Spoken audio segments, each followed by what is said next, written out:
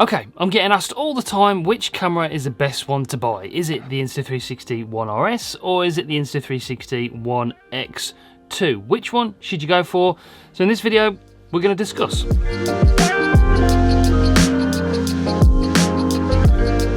Let me start off by saying Insta360 are running their summer sale at the moment. They've got loads of discounts site-wide on all different kinds of cameras, so go and check that out if you're thinking about pulling the trigger on either one of these cameras. Also buy through the link because Insta360 are giving my viewers a free gift, like a free battery base with the Insta360 ONE RS at the moment, and that's a fantastic deal, so don't miss out. Buy through the link in the description. Okay, I've compiled a list of comparisons and things that I've picked up on using these two cameras over the last few months. I'm a big fan of Insta360 cameras, as you can see from my channel. I do a lot of stuff and they've been a great supporter of this channel. So I would recommend both of these cameras for sure. They're really good. I've done videos comparing them against other cameras. I'll link that up above so you can check that out if you want to. But it just depends really on what you're going to be using it for. My personal favourite is the Insta360 ONE X2. Now, it's got the new microphone adapter in here because we're going to be doing a new video coming soon of no hands vlogging, because I've got the microphone adapter and I've got the cold shoe adapter here from Alanzi, so we can put the Rode Wireless Go 2 on here and do some vlogging. It's a really unique look. 360 footage is amazing. If you haven't filmed with 360 cameras in the past, then I fully recommend having a go, especially if you've got a YouTube channel or you do any kind of action sports. It's just a brilliant thing to do. Is 360 gives you loads of different options for being really creative. The first comparison between these two cameras is that the Insta360 ONE RS has interchangeable lenses. This is a modular camera, so you can take it apart and you can put the 4K boost lens on there, which is capable of shooting in 6K resolution, and then you can switch it out and put the 360 mod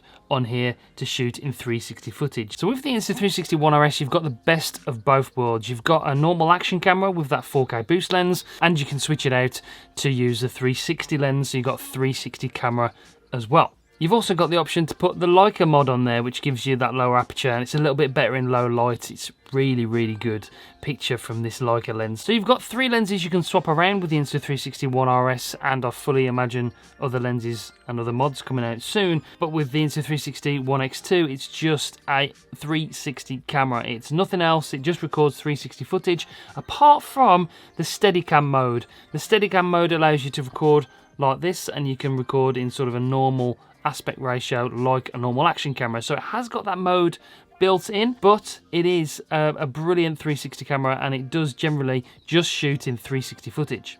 On the flip side, the Insta360 ONE X2 does work with Insta360's new power stick. Now, this is the power stick. It's got a built-in battery in here, so it extends the battery life of the camera. You've got built-in controls here which work via the USB-C ports up here, and it only works with the Insta360 ONE X2 for the moment. It will be working with the Insta360 ONE RS in the future, but probably not until the end of July or August time. So that's one of the advantages that you get with using this camera. If you're going to be using this for vlogging, you've got the cold shoe mount there, you've got the microphone plugged in there.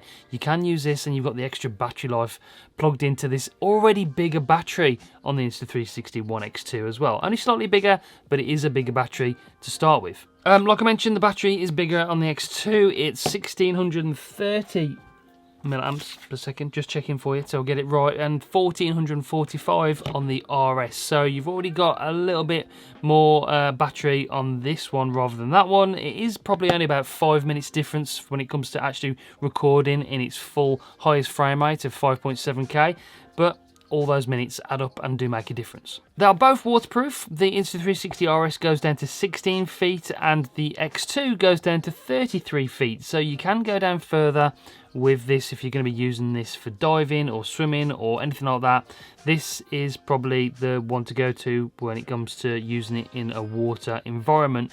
You can buy accessories for both to extend that and make them be able to go deeper. There's obviously dive cases and those kind of things, but if you just want to use it as a standalone camera going down into the water, then 33 feet for this, 16 feet for that one. Both have really good recording features. You can record in 6K widescreen with the new boost lens on the RS, and you've got 5.7K on the Insta360 ONE X2. Both have slow motion, so you can do bullet time effect with both of these. I love the bullet time effect. It's one of my favourite Insta360 effects.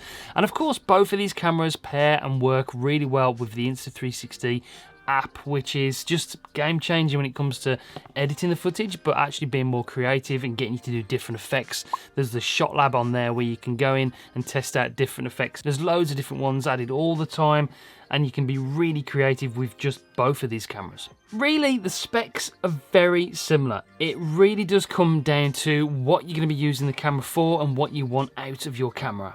360 footage, or do you want the ability to switch lenses around with this modular design? If you want a normal action camera which can do everything, a sort of jack of all trades, then maybe go for the RS. If you're somebody that wants to be really creative and go for that 360 footage, and you're just going to be doing that all the time, then maybe go for the X2. But either way, both of these cameras I really would fully recommend. If I was going to pick one, if I had to pick one to go out with now to do a bike video or a review or to get a different kind of shot, I probably would take the X2.